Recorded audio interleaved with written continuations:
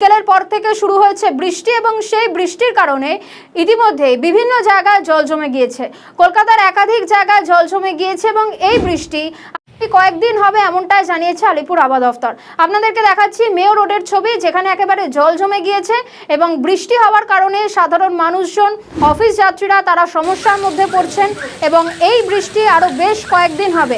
একদিকে যেরকম দক্ষিণবঙ্গে বৃষ্টি হবে, একই সঙ্গে উত্তরবঙ্গেও কিন্তু বৃষ্টির সতর্কতা জারি করেছে আলিপুর আবহাওয়া দফতর এবং এই বৃষ্টি এই চলতি সপ্তাহে হবে এমনটাই জানিয়েছে আলিপুর আবহাওয়া দফতর।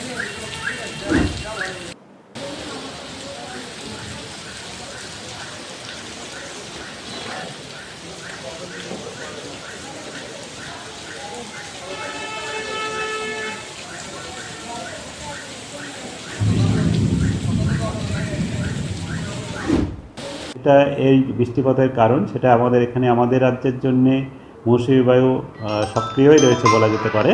যেমন আমাদের রাজ্যে মধ্যে দিয়ে এখন মৌসুমী অক্ষরেখা যাচ্ছে, তার সঙ্গে সঙ্গে বিহার এবং আমাদের উত্তরবঙ্গ সংলগ্ন এলাকায় একটি ঘূর্ণাবর্তাও রয়েছে। এরই প্রভাবে এই বৃষ্টিপাত হচ্ছে। আর মৌসুমী অক্ষরেখা ধীরে ধীরে এখন কিছুটা স্বাভাবিক যে স্থান, যেটা আমাদের দীঘা এবং হলদিয়া বা থেকে হয়ে আমাদের মোটামুটি আপনার উত্তর বঙ্গোপসাগরে আসে, তার থেকে একটু উত্তরের দিকে রয়েছে বাঁকুড়া, তারপরে আপনার মিজোরামের দিকে যাচ্ছে। সেটি আগামীকাল নাগাদ আরও দক্ষিণের দিকে বা নর্মাল বা স্বাভাবিক স্থানে আসার সম্ভাবনা রয়েছে। তার জন্যে আগামীকালও সামান্য বৃষ্টিপাত আরও বাড়তে পারে দক্ষিণবঙ্গে।